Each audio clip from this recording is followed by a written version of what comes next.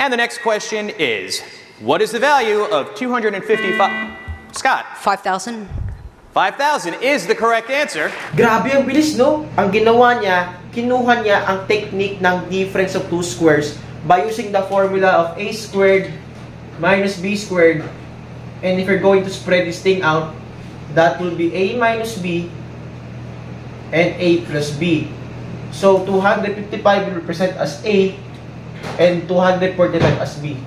Kung isa-substitute natin yan, that will be 255 minus 245, tapos dito naman 255 plus 245. And if you're going to subtract this, that will be 10. And if you're going to add this, that will be 500. Tapos kung i-multiply natin yan, that will be equal to 5,000. Ganun lang po siya kadali.